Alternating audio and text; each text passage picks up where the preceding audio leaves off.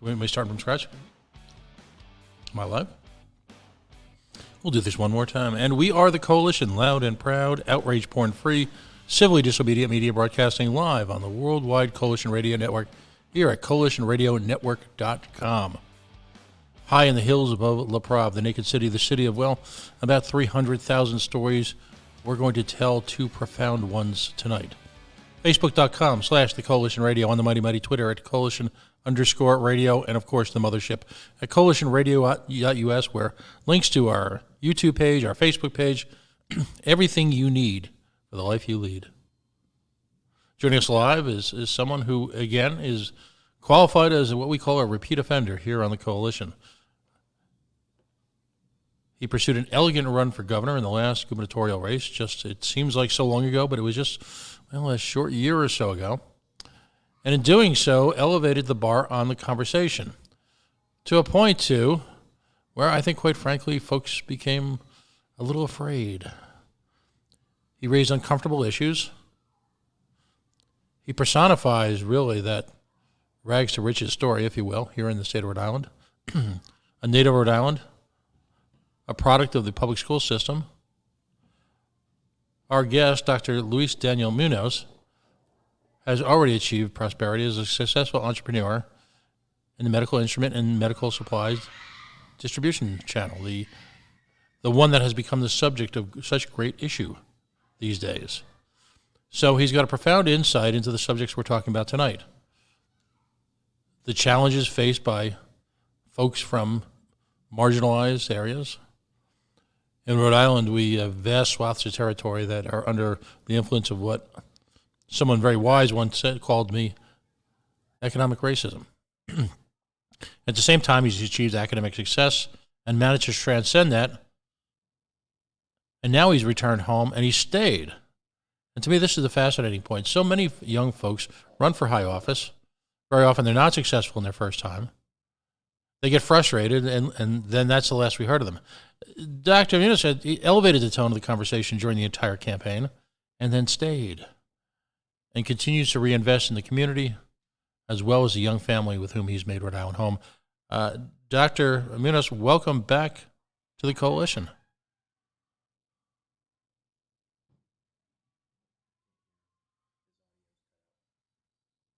Got a little bit of audio problems here.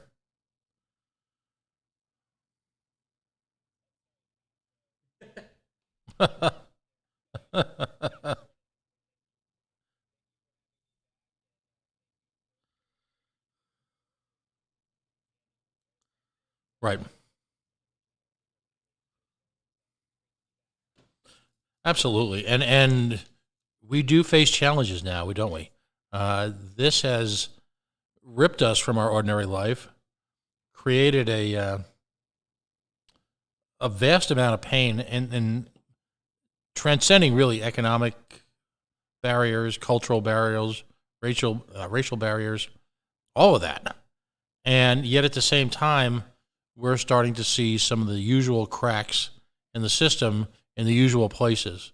And the usual folks, unfortunately, are finding themselves the usual victims. And I hate that word, victim, but it seems apt in this situation. Give us a little bit of a snapshot of what you've been doing. When we last spoke, on the air at least, you were in the process of running a rather interesting gubernatorial campaign. Where have you been since, and what have you accomplished?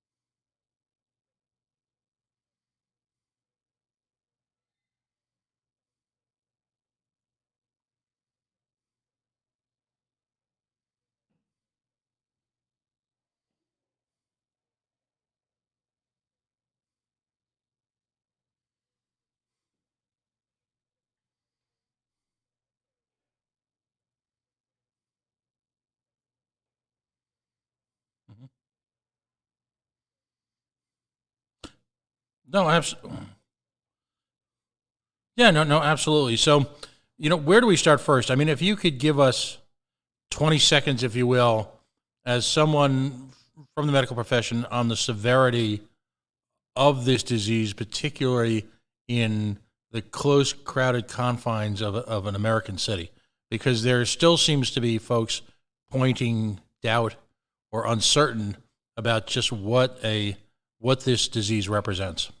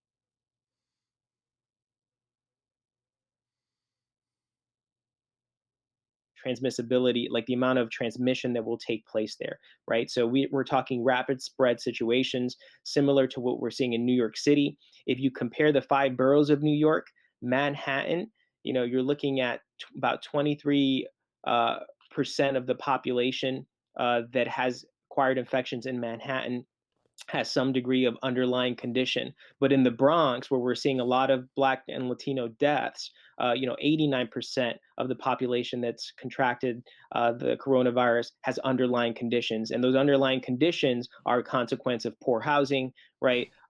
Poor nutrient availability, poverty itself, right? And the circumstances that result from that. And so I just want to put some perspective that, yes, the world's a big place.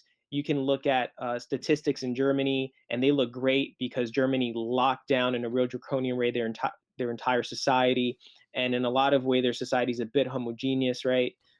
But here in the United States, where we have a lot of diversity, where there's a lot of dense populations, where there are concentrations of poverty, where there are health inequities, education disparities, we're seeing the worst of the worst here in the U.S. in terms of the how this virus is impacting the community, how it's killing, the rate at which it's killing, and specifically who it's killing.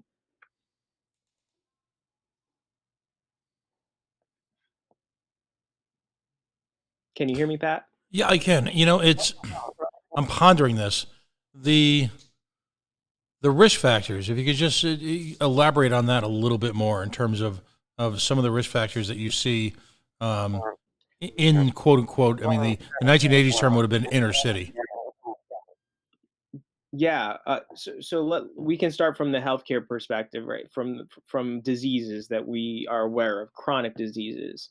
So the prevalence of diabetes, of obesity, of heart disease, high blood pressure, which could be kind of a prequel to heart disease, asthma, specifically what people say is bad asthma or severe asthma, Mhm. in urban neighborhoods that struggle with poverty. A lot of times there's more pollution, and that can lead to more asthma rates in children, and of course those children will grow up to be adults, and some of them will struggle with severe asthma, and severe asthma can weaken your ability to combat a disease that specifically targets your lungs. In terms of heart disease and high blood pressure, whenever something targets your lungs, it makes it actually more difficult for your heart to receive oxygen, and your heart will start to work more until it becomes exhausted as a muscle. And so it can lead to worsening heart conditions or heart failure. Um, when we're talking about obesity, just the difficulty that those that are struggling with obesity have to breathe normally, independent of whether you have a viral pneumonia, right, or essentially an infection in your lungs. And so all of those underlying medical conditions can increase your risk of complications with COVID-19, or which is the disease that the virus SARS-CoV-2 causes. Now, complications can range from you're needing some oxygen in the hospital to you're needing to actually be intubated, where a tube is put down your throat and you go to an intensive care unit and you're placed on a ventilator where oxygen is being essentially pumped into you and doing the breathing for you, right? And as they also hydrate you and do all of the other medical stuff to support your life. But those are underlying conditions, and those are the reasons why this virus really places you at higher risk if you have them. We see many of those underlying conditions, yes, in the elderly, and that's why you often hear, the elderly nursing homes. I mean, many who contracted this particular virus do die, unfortunately, as a result of complications because they have many of those underlying diseases. But young people are dying as well. Young people that are struggling with the things that I've just mentioned. Now, communities that are socioeconomically disadvantaged, and even specific populations, due to what they're eating, as a result of options or just culture, right? If they're eating certain things that predispose them to diabetes, there are a lot of factors that lead to why we're seeing more obesity, why we're seeing more diabetes, why we're seeing more high blood pressure.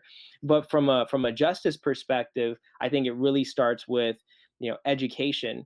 Are those communities receiving adequate health education? Second is resources. Are they able to get jobs that pay them well enough to eat healthy? The third is really advocacy, right? So are they able to, does someone represent them and their best interest in reducing the activities that lead to increased pollution, that lead to poor housing, all right? And so those are challenges that the people that live in urban neighborhoods, especially those that are poor urban neighborhoods, are facing.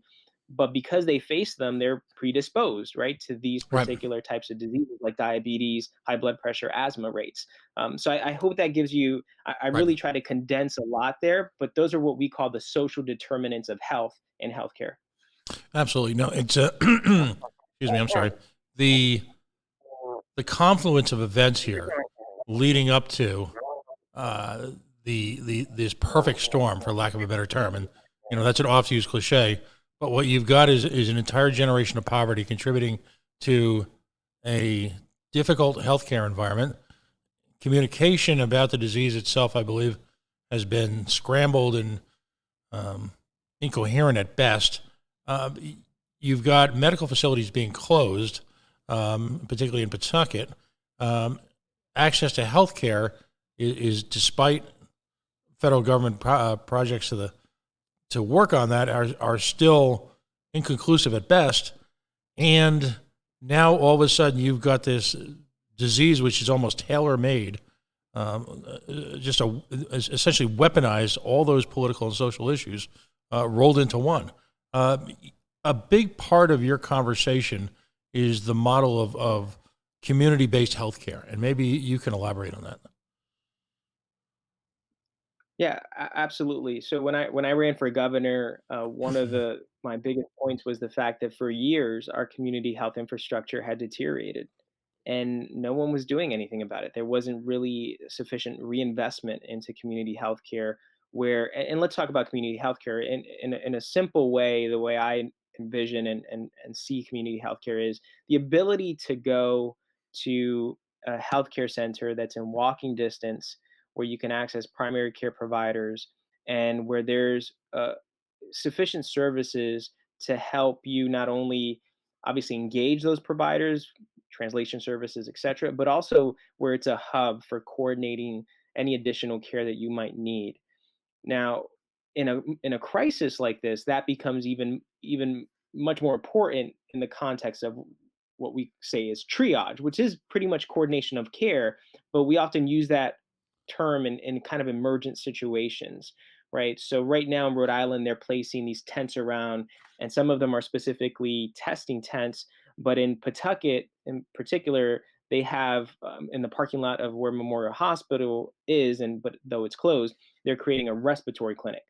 And so in those respiratory clinics, the ideal is that uh, if there's not a hospital in walking distance, if you're not feeling well, you walk to the respiratory clinic, you access a test, and then based on ideally the findings of that test, they would coordinate care, right, as well as the severity of your symptoms. So where does the person go next? Do they go back home, or should they be transported to a hospital for supportive care?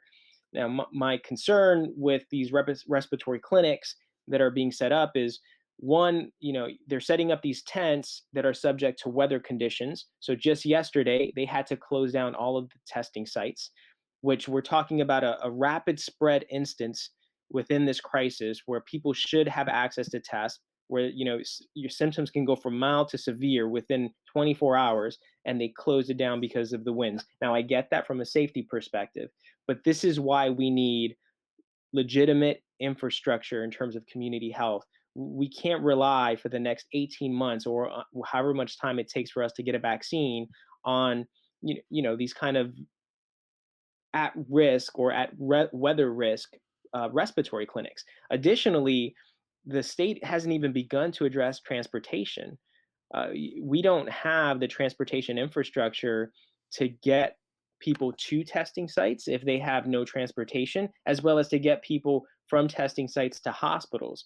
And so it's one of the challenges we need to address quickly here in the state is, how do we repurpose our buses? How do we mobilize a fraction of the National Guard to address the transportation crisis that we're going to be facing amid this, COVID-19 crisis?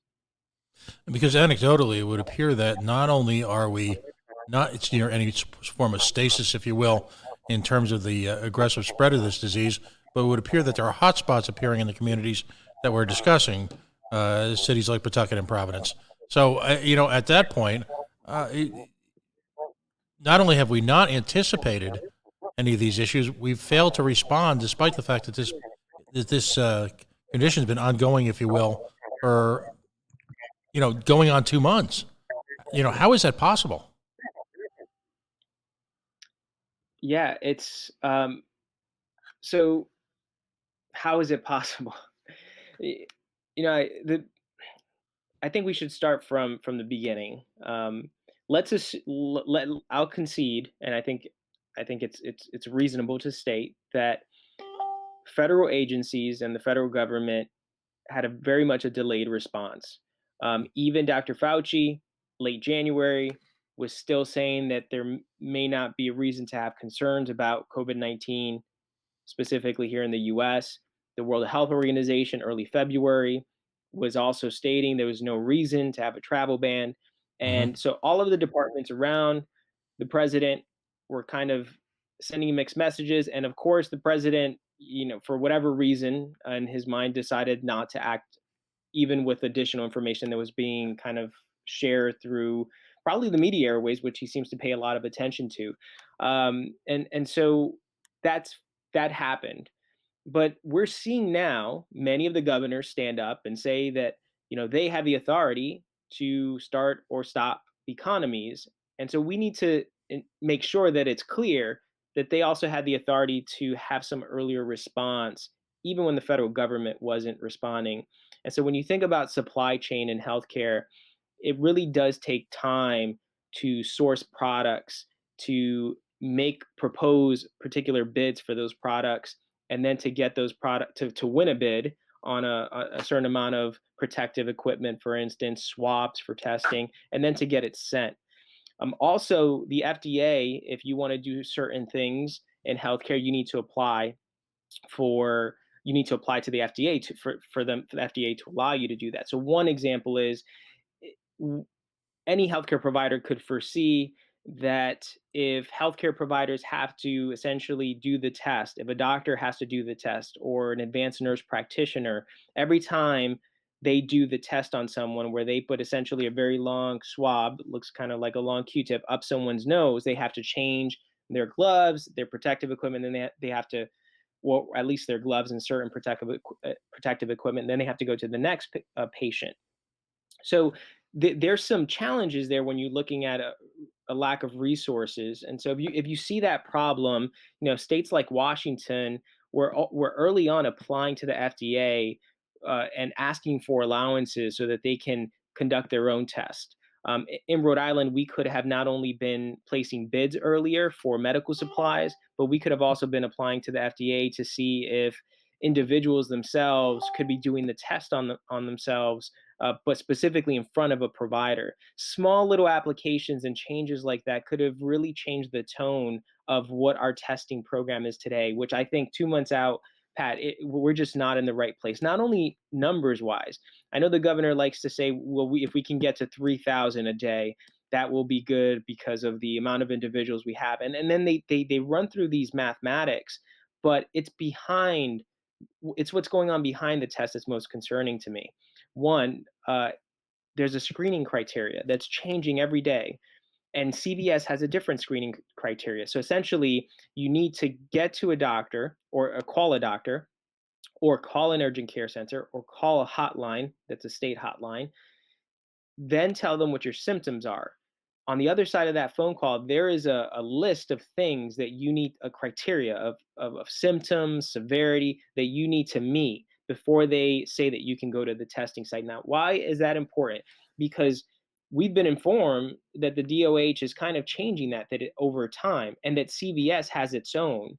And so what's concerning about that, if there's no consistency in the selection criteria as to who gets a test and who doesn't, for those getting the test today, it may not necessarily matter if the demand is not great. But as we get further into the potential surge of cases, and as we go further into the year and continue to confront this virus, what is going to happen when the demand for testing increases? How, what's the criteria, and how many people will be turned away, and will those people live in places like Providence, right? So those are big questions, Pat, and whenever you have a selection criteria, they have to be asked, because if those selection criteria are not visible and transparent, then I think there's going to be a significant amount of injustice within that system, and it's just, it can't be tolerated. It just can't be tolerated.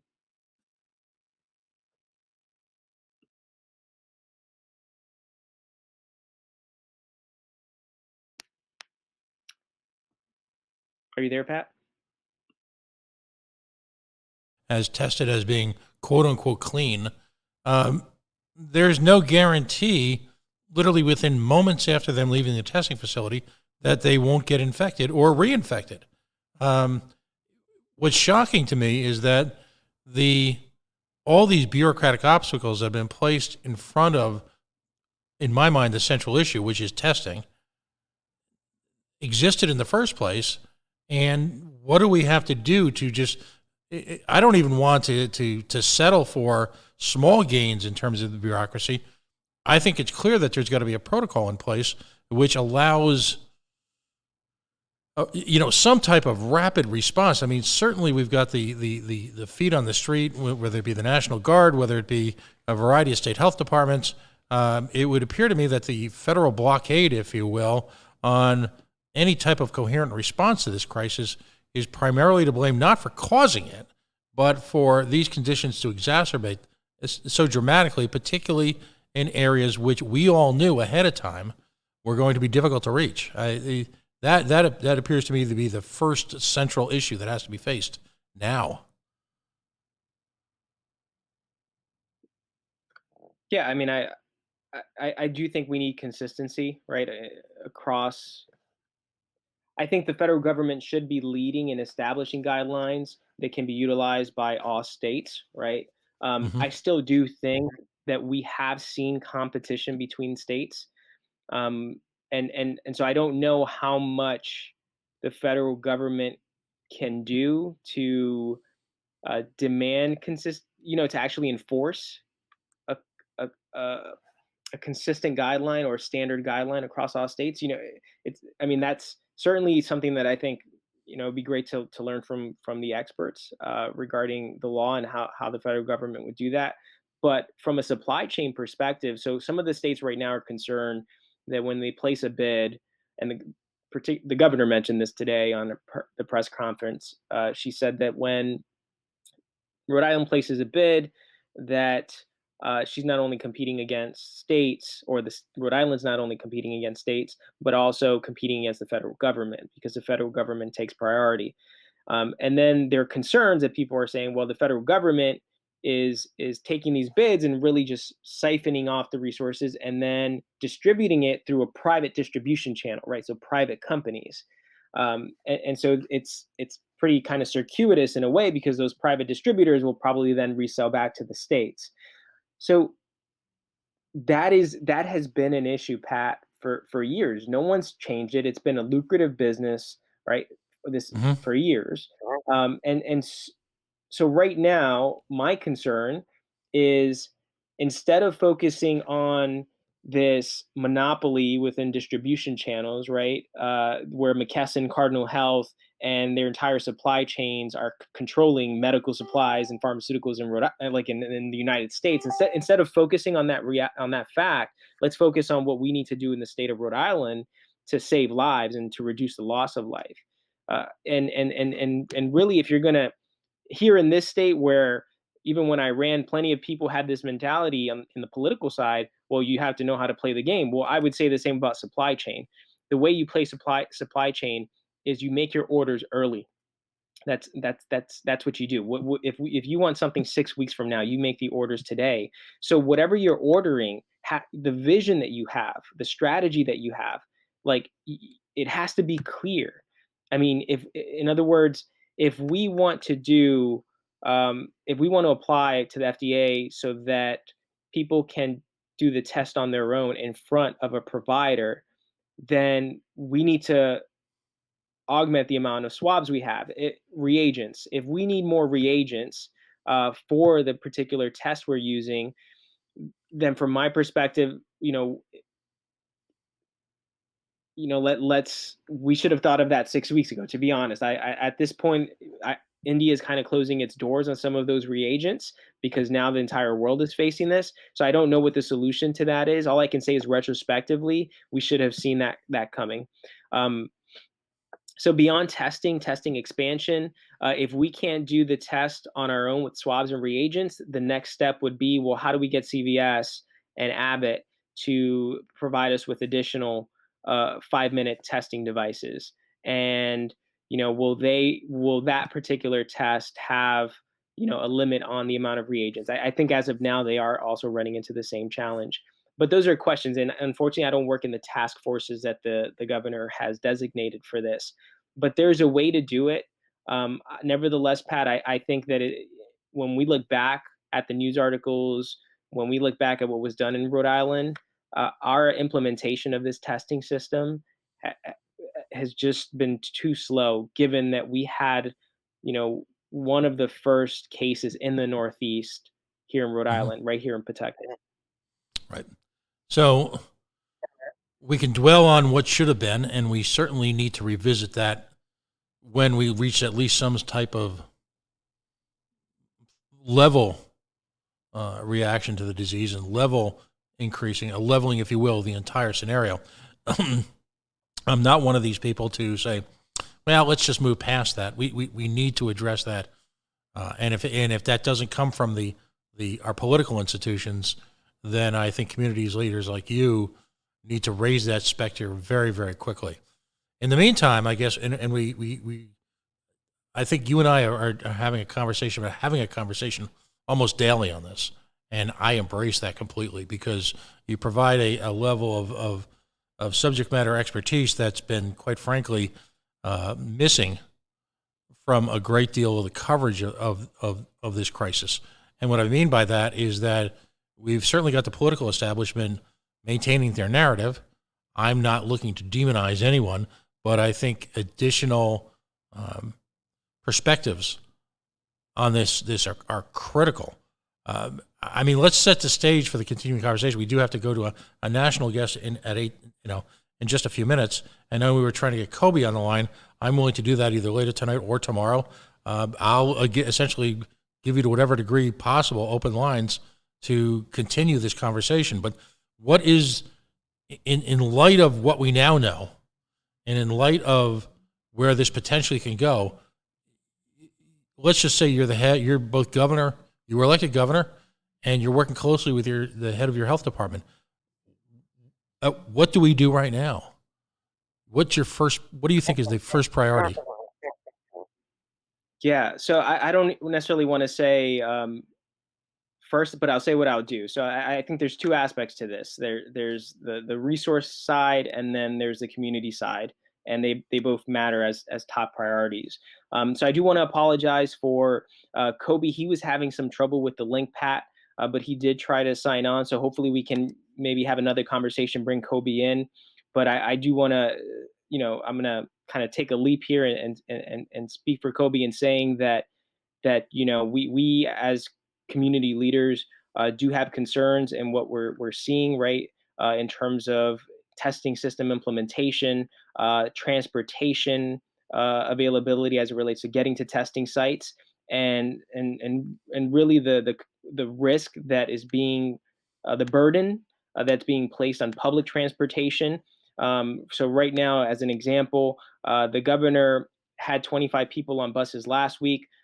This week, she's reduced it to 15 people on buses. You cannot have 6 feet of distance between individuals on a 40-foot bus if there are 15 people on that bus. And if people cannot get to testing sites because it's not in walking distance, then we will have those that may be infected going on public transportation where there's also a single mother with her children going, shopping for groceries. Right. And so we can have rapid spreads occur through the public transportation system if the governor and the DOH do not consider alternative means of transportation for those that may be infected. So this is where I wanted to premise that. I wanted to mention it because Kobe and I have been talking about that of late, and we're trying to really bring community leaders from across the different towns and cities in Rhode Island together to address this issue, because today it's an urban issue, tomorrow it can be a rural issue, and so we really are all in this together. So the first thing I would do in a hypothetical situation where I had been in that position. The first thing is bring community leaders together, and frankly bring reps, city council people together. This idea that we have legislators and reps kind of sitting at home and waiting for the governor to kind of call upon them, in my mind, from my perspective, it's ridiculous. We need those leaders to translate what is going on in different languages. We need them to simplify the complexity of what is going on for their community. There are a number of things that they can be doing now to alleviate the stress and fear that's spreading throughout our communities. And additionally, there are things that those community leaders, reps, and council people should be telling the administration and demanding of the administration as it relates to things like, lack of community health infrastructure, as well as lack of proper transportation. I would also be pulling our federal delegation to do more. I don't understand how we can have a stimulus package that's siphoning trillions to private industry, and then Rhode Island gets $7.25 million only for community health infrastructure during this crisis. And that's being partitioned between multiple, cities and towns. So it's really inadequate. It's not sufficient to rebuild or even create a foundation of community health infrastructure. And I applaud those community health centers that are out there that are doing something. But in this particular crisis, it's not enough. And we need more resources. So I think our senators should be doing more, and our congressmen should be doing more as well. What I would do beyond that, beyond pulling community leaders, council people, reps together, to act, I would also, and our federal delegation to also act and provide us with more resources when they're negotiating those policies and those packages. As governor, the key was testing. It was not thinking innovatively about testing. Not only should we be using multiple test kits, but we should be thinking about, if we don't have enough reagents for those tests, are there other tests out there that are within the same level of error potentially, and then still provide us with a means to expand our testing here in Rhode Island. And so expanding testing, I would not have a physician referral system. I may allow advanced nurses to do the kind of questionnaire or the selection. But at the same time, my concern with that selection criteria is that if it's not transparent, if you and I don't know what the basis of selection is, then we're going to see the same injustices that have been happening for years remanifest themselves in this crisis, as we're seeing in New York City, where more Blacks and Latinos are dying. So no testing criteria. Additionally, we need transportation. We need to repurpose two of our buses, a single bus here in Rhode Island that can take populations that are on foot that do not have transportation means and get them to testing sites 10 at a time. If on a 40-foot bus, if that's what it takes, it probably should be 7, but still 15 in a public bus is not the right move. So we need Right. to repurpose and think about how we do that. Also, we need to mobilize our National Guard.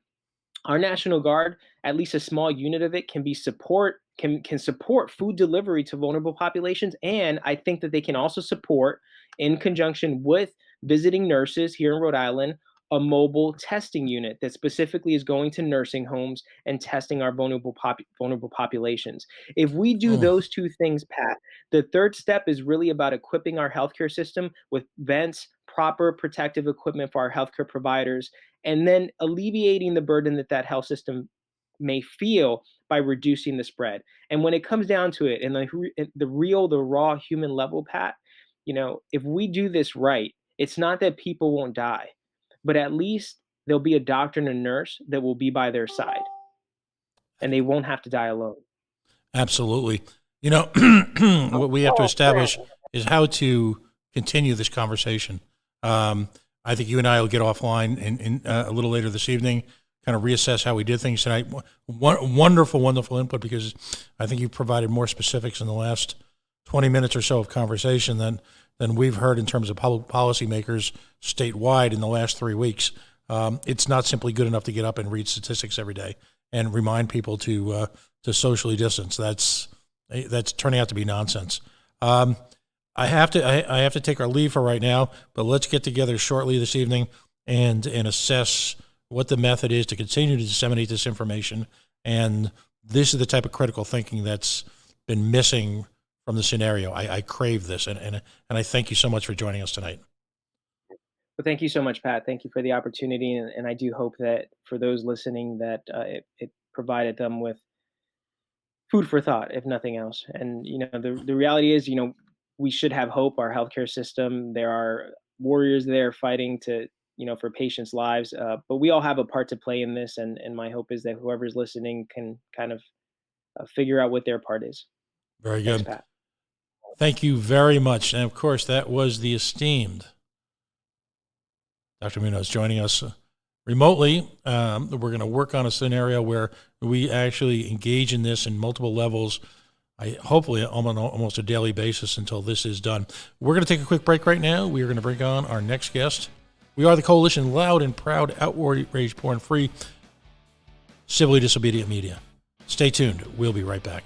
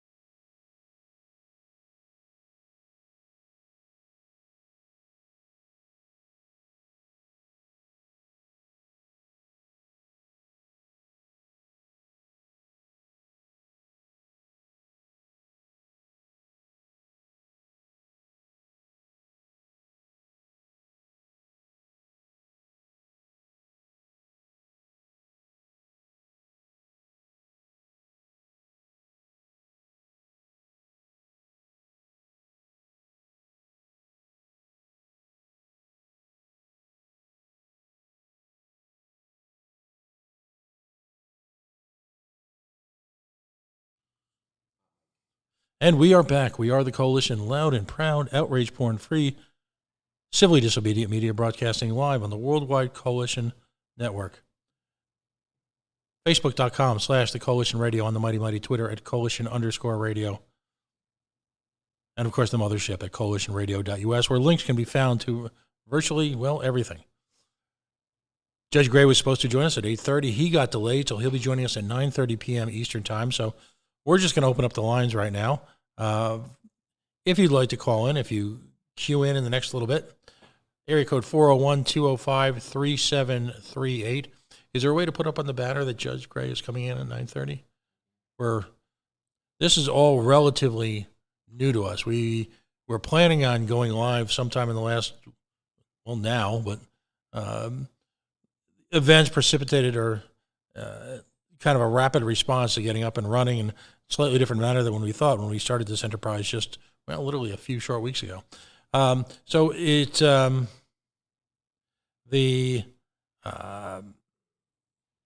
Judge Gray will be joining us at 9:30. So we're sorry for the confusion on that.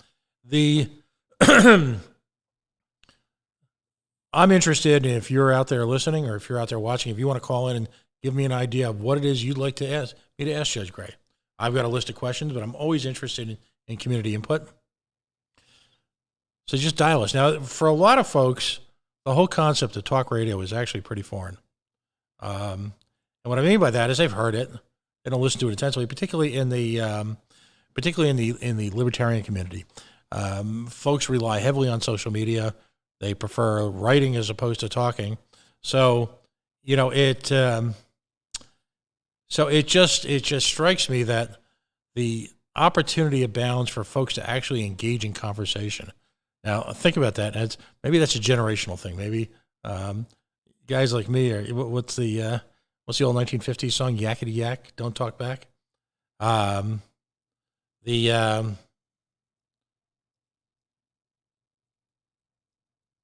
So if you've got a question that you'd like me to ask Judge Gray, or if you've got a commentary on the event itself, on the election itself, the convention, anything that you want to talk about within the libertarian world, just feel free to give me a call. Area code 401-205-3738. Again, Judge Gray is going to be joining us in the 9:30 hour as opposed to the 8:30 hour.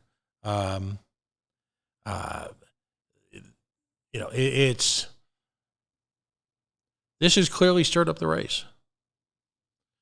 I'll call it a potential unity candidacy, but then again, you've got a lot of candidates out there who are on message. I think of Mr. Hornberger, someone who's been out there challenging the status quo, if you will, in the liberty movement, addressing aggressively the underlying concepts, the precepts of what we believe in. And quite frankly, he's got quite the lead in at least what we'll consider the delegate count. The interesting issue, of course, always is that, it's how can I put it? For folks out there who are not familiar with the libertarian approach to conventions, ultimately no one, unless they commit themselves, is ever actually committed to a candidate. So I'm not sure if the hopes of the great Sharp team are to go out there and change hearts and minds that have been in place for quite a while. But it does raise challenging questions, particularly since the very status, the very nature of the convention itself is so up in the air. Now, there have been published conversations with Texas leaders about getting Texas back to work much earlier than folks had anticipated. I don't know how that's possible.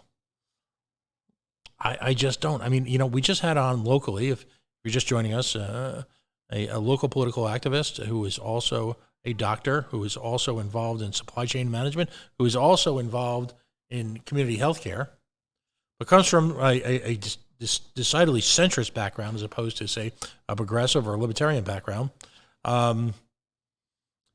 When you look at cities like where we are in Providence, Rhode Island, where you've got folks living in close proximity. There's been inadequate testing at any level. The notion that if we go back too early and this disease exists, as most continue to believe it does amongst the community, are we just setting ourselves up for failure and a return to what had been? And what will we have accomplished then? I'm not sure. I just don't see us. I just don't see it being resolved that quickly. I don't. And I wish now, in retrospect, as someone who is a Monday morning quarterback here, I wish they had been that much tighter in terms of common sense shutdown. How about that? I'll misappropriate a word from my progressive friends. Common sense. Well, what is a common sense shutdown? In its early onset, if in fact we had gone into quarantine for a few weeks, and simultaneously we had done, we had, and I believe still, and Dr. Munoz and I are going to debate this forever. I believe that the response has actually got to be through the dreaded private sector. I don't know how many chances we can give government health care after, despite all their ruminations, fulminations, chaotic approach to the last 2 weeks, we have accomplished nothing. We have shut down the world, and we don't have a lot here in the United States to show for it. I don't believe. We're talking about testing at the rate of 1,000 people a day in a state of 1 million. All right, I'm a product of the New Jersey public school system, but how does that work? How does that work? I don't know that it does. So if all we're doing is delaying the inevitable, we have to have a national conversation about that. Right now, you've got a situation where the federal government has decided that they are the Lord and Master, and then you've got individual jurisdictions, literally down to the micro level, at the community level, reacting in and of themselves by their own initiatives. It's a mess. Some communities are absolutists. Other communities are leaving it up to individuals to make a choice. Philosophically, I'd like to believe that every individual would behave responsibly. I don't know.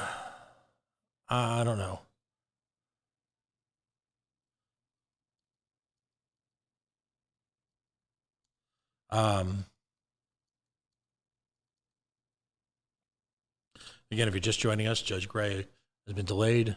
He'll be joining us in at this point, about 45 minutes or so. Something along those lines. We'll keep you posted. But in the meantime, we're just we're having a conversation on the air with people.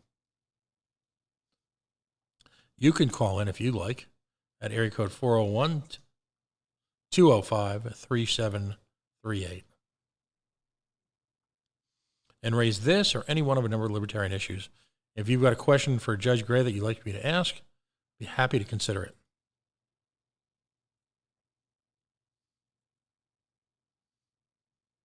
So, what's on your mind?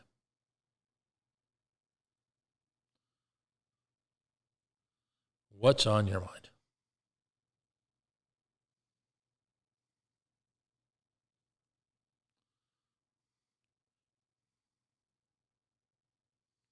If you're looking for places to watch, we are on the YouTube, on the Twitter. By the way, I'm being told by my technical panel of experts here that if you're on Twitter, you have to unmute it yourself. You have to go into Periscope and actually unmute it. That's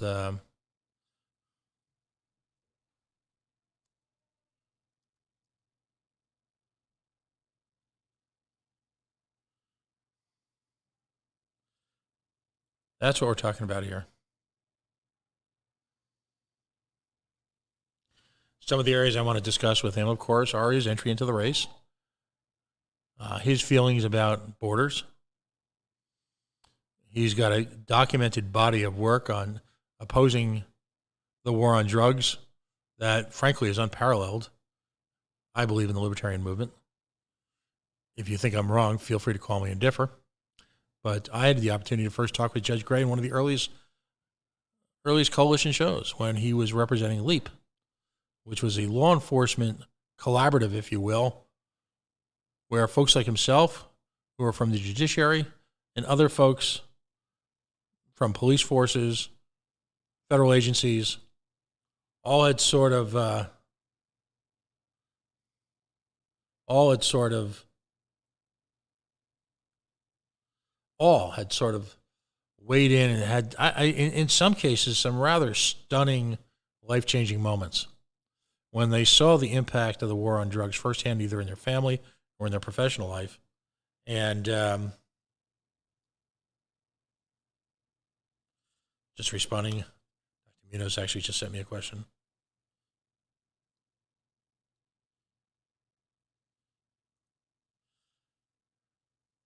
And it was, again, understand that when you're looking at someone like his career, understand the times in which he was engaged in this. There are wonderful people working right now to oppose the war on drugs. We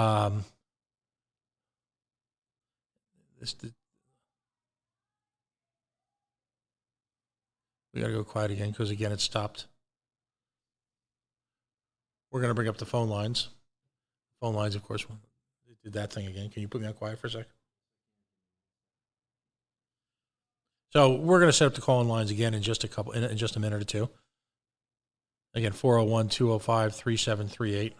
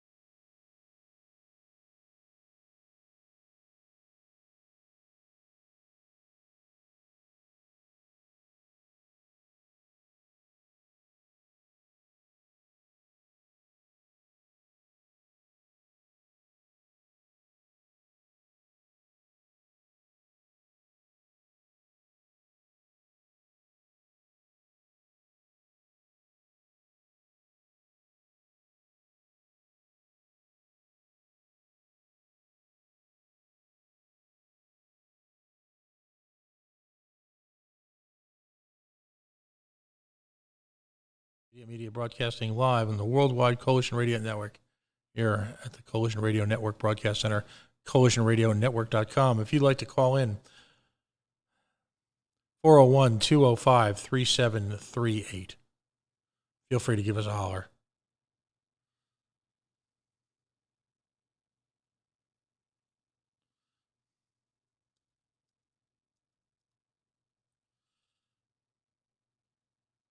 So what we were just talking about was the time frame within which individuals operated. There are a lot of wonderful people who are opposing the war on drugs right now.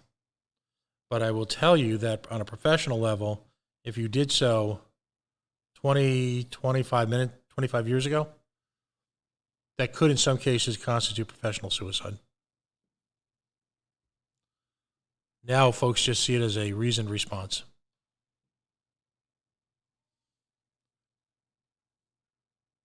That looks good.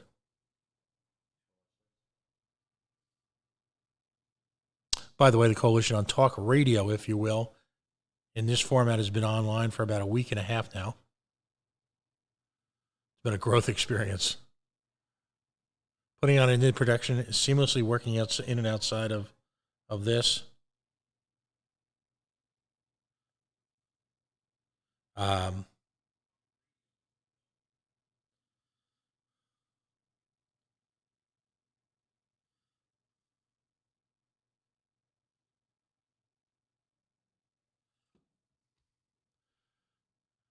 Yeah, it's been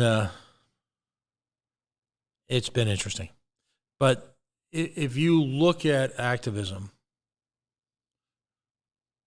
there's the early adopters, the folks who will challenge the world early on.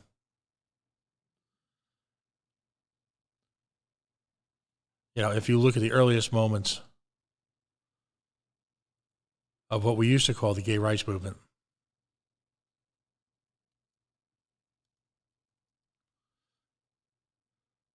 you'd have to go back to the Stonewall riots, really, and quite frankly, there were activists in line before them. But the Stonewall riots in, I believe it was in the mid 60s, somewhere around 1966, on the west side of Manhattan, when police, if you will, did the whole rousting thing. And the uproar that resulted afterwards is by many folks in sort of the conventional community, in terms of, I'll call it the vanilla community, the general historians, will point to that moment, much like Selma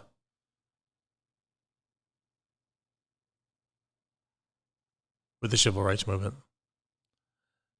There are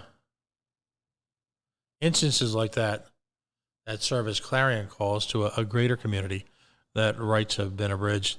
This may be that moment with folks whose medical challenges and access to the medical system have been abridged. From a libertarian perspective, it's very controversial. No one, to our manner of thinking, has rights to something that requires the coerced action of others. It is our approach really to eliminate market barriers so that the cost of healthcare can reach a natural, if you will, free market rate. Government intervention, by our account and by many accounts, has done nothing but greatly accelerate the cost of healthcare. Again, as I mentioned on the air the other night, as a young man, I can remember spending a few $100s a year. That was in the late 80s. A few $100s a year. How quaint. How bloody quaint. Now you'd be lucky to... There are families spending between $15,000 and $20,000 out of pocket.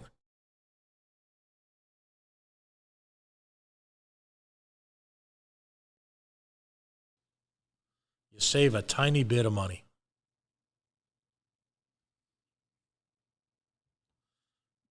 But if, in fact, does that not lead to inflation in and of itself?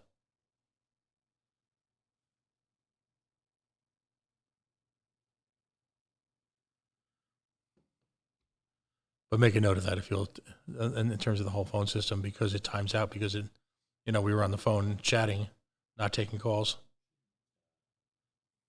That's actually, yeah, that's, I get a message out here on the control screen on that. I would hope so, because what's happening, we're having guests call in and then it going quiet because folks aren't calling in out of respect to the guest.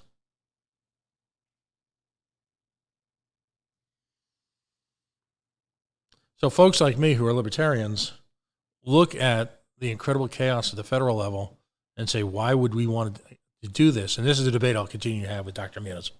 Why would we want to do this at the federal level?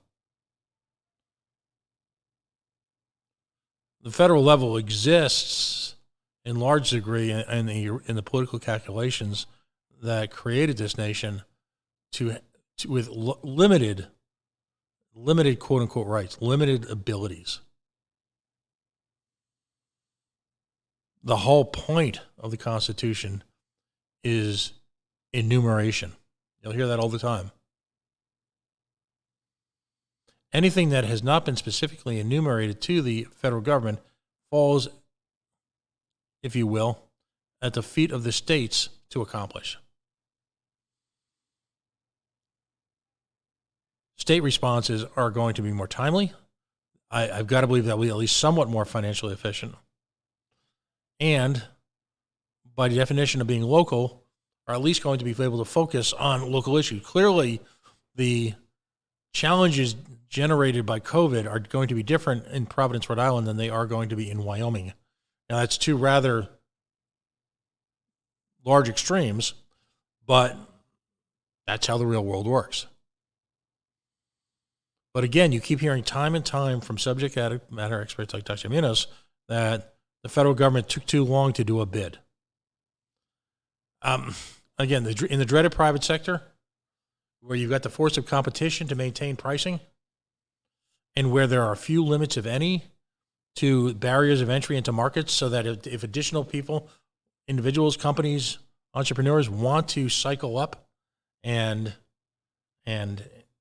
simply do a project or build a particular product or engage themselves in a particular pursuit, it is at the initiative of the entrepreneur and the free market company who will do so with their own risk capital.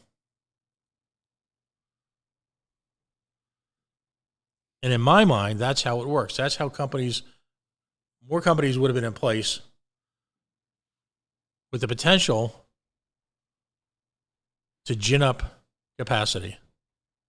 If in fact you faced, or I should say now, when you faced a crisis in product shortage because of a sudden exogenous event. I don't think that's Pollyannish. I think that's just how it works. Ford gets more orders for F-150s. Guess what? Takes them some time. Complicated product, but they they cycle up and build more F-150s. And if one of the independent suppliers for the F-150, the guy who does the taillights, all of a sudden sees demand increasing, they've got the ability to cycle up and build more taillights, build more tires, switches, seat covers. Who knows? We've got a caller. Hi there. Welcome to the Coalition. And who do I have the pleasure of speaking to? Hello, Pat. This is Dr. Munoz. Oh, hey, thanks for calling back in. So let's continue the debate then. Our national guest, and this, by the way, is the beauty of live media. You know, Saturday Night Live made this big deal this past weekend when they were going to go out and they did a show live from their homes, and they predicted chaos. This is the beauty of live on the fly media.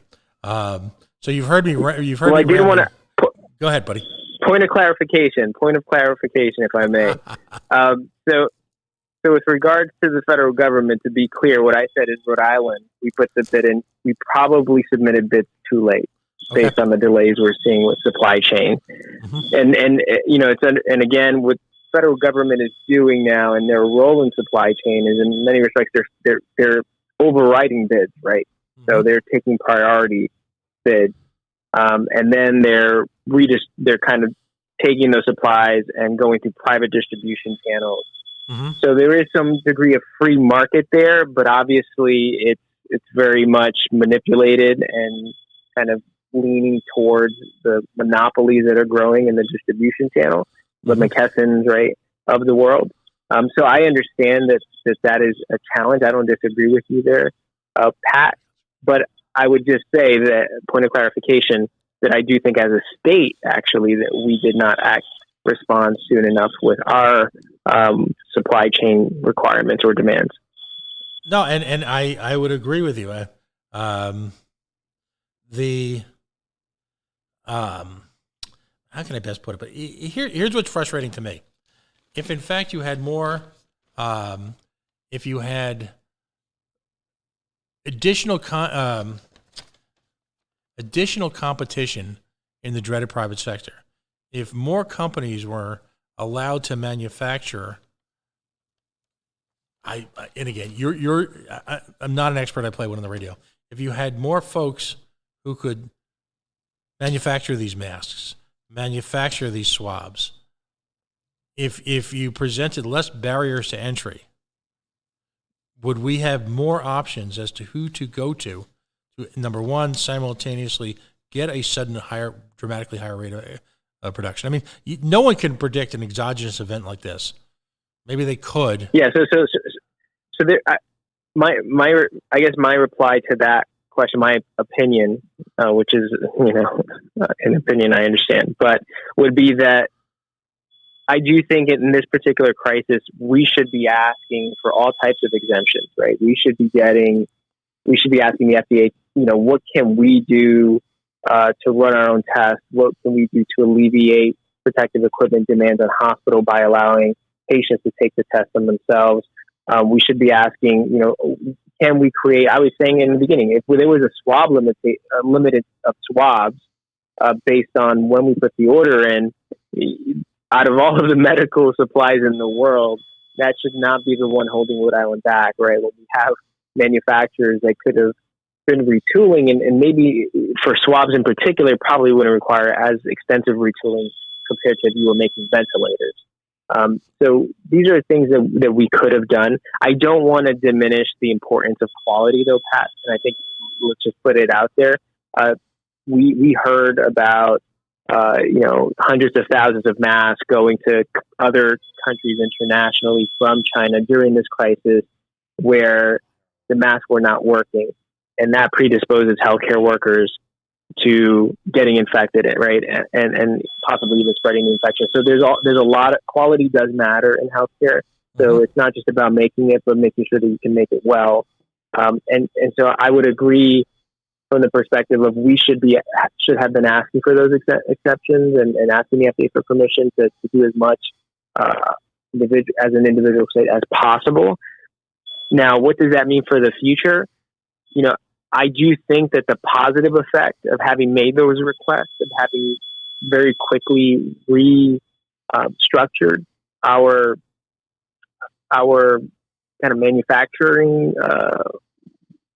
capabilities here in the state, and even redirecting our workforce towards essential roles within healthcare to meet the crisis. If we do these things now, and if we had begun to do them, but let's just say if we do it now, then the positive effect could be that we create more competition, right, for the bigger players. That more companies spring out in the healthcare space. That we have an employee base that is essential not only for this crisis but for the future. There are positive consequences to making those decisions, but I think what happens when you have an administration that really doesn't understand healthcare is they wait to see what other states are doing. And here in Rhode Island, there's been a lot of just waiting to see what other states are doing. Oh, I agree with you 100%. There's,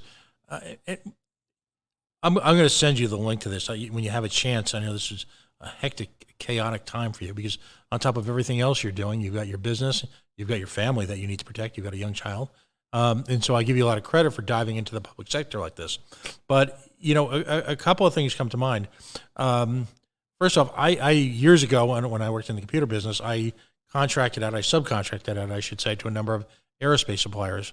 And aerospace has got the same tolerance for failure that high-end healthcare does, which is to say it has no tolerance for failure. Yet private companies like General Electric were able to set up qualification programs for contractors and subcontractors to be, and this was done within the private sector. It's entirely appropriate for manufacturers to develop high levels of quality control and demonstrated competence in the manufacturing process. That's well established. My contention is in agreeing with you is that you've got the government and the FDA. We did a piece on the FDA last week with a gentleman by the name of Mark Flatten with the Goldwater Institute. The FDA and various state health agencies, not pointing individual fingers anywhere, are much more concerned about not failing than they are succeeding. And what I mean by that is, we are in a litigious society, and they are highly risk averse to the point where I believe they've calcified the entire medical system here, the entire delivery of products, the delivery of goods and services. And again, the irony is that some of the parts that we're talking about shortages on, to your point, are so prehistoric. As if it wasn't so serious, people weren't dying, it'd be laughable. I think that's the point, Pat. Right. So, and this is why, on the economic side, I find agreement in saying, we should have more competition. There should be more opportunities and opportunity pathways for companies to grow in a particular space. Regulation shouldn't be stopping them as long as they meet the quality measures as long as we have reasonable quality measures. Absolutely. But this is that what I just said, they're reasonable quality measures. This is where there's an intersection between the business ethics that you and I talk about often, right? And then the business ethics meets healthcare ethics. And I do think that there's a history, even in the last century, right, where we have unethical behavior in healthcare. I mean, experimentation on humans without their knowing, right? I mean, we have all that history hasn't been forgotten, and so that's why people in the healthcare space can't just submit to this idea of completely, open free market because we have seen in healthcare what that looks like to some extent, not in the past 20 years, but within the past century, we saw the negative consequences of, private hospital systems that were just trying to figure out the next great invention at the expense of human life, or the next best antibiotic, right? For syphilis, for instance. So I just think it's your history buff. So it's really important for us to remember that. But there is business ethics, but in this field, it's the healthcare ethics that makes it complicated when making these hard decisions. If it's a supply chain decision. Right. Yeah. But if you reach a point, whereas I believe it occurs now, where quote unquote healthcare ethics are so extreme that people are dying. And again, we've spoken offline often on the Right to Tribe movement. And for folks who aren't familiar with the Right to Tribe movement, you had so many times where folks would read the media about an experimental solution to serious late-stage cancers, neuromuscular diseases, just serious stuff. And so you always had the concept of this crazy, almost death penalty-like last-minute execution style appeal to the governor. All that was missing was the black and white TV and the priest standing there somberly while the government decided to allow these people to take a shot at a medication that was still in sort of test stage. So it just strikes me that the market, particularly, and the single biggest difference between now and, say, how many years ago in history, is that the availability of information and the ability to quickly disseminate information about the negative consequences of a company's behavior, whether it be product development, product execution, is so profound that, quite frankly, I believe it can act more quickly in revealing a company's aberrations, bad behavior, the quote-unquote bad actors, than anything that the government is capable of. The government is usually the after-the-fact reporting. Oh, by the way, and so you go back a couple of generations to see thalidomide babies, and you understand that the FDA played a valuable role in preventing thalidomide from being used in pregnant women here in the United States, and whereas in Western Europe it was a very popular medicine, and we saw these horrific birth defects as a result. But you flash forward 40 or 50 years, it's the pendulum. It's just swung way too far in the other direction. Right. Well, let's put this into if I may, Pat, just introduce something. Just to put some context behind this, hydroxychloroquine, chloroquine, a lot of discussions. There's a lot of studies coming out. Not all of the studies are peer reviewed. In other words, they're not allowing other scientists to provide criticism before they're published. So the standards around scientific research are being broken as a result of the crisis.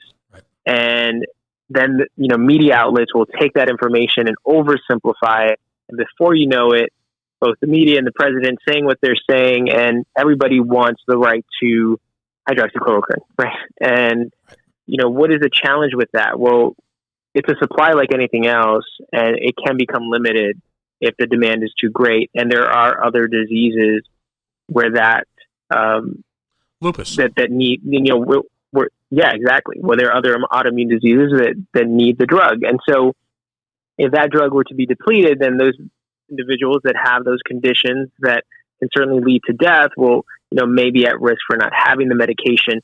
And yet the potential impact of the drug is not is relatively, like, it's not consistent across the studies. We don't know if it's the solution at this point for the severe complications that COVID-19 creates in certain patients. So from that, I think it's an interesting problem if you put it in the context of what you're talking about, right? Which is like the healthcare ethics as well as the business ethics behind it, because everybody should have a right to have a life-saving medication if you deem it life-saving, independent of the fact that it has all of these risks where you can lead to cardiac arrhythmias.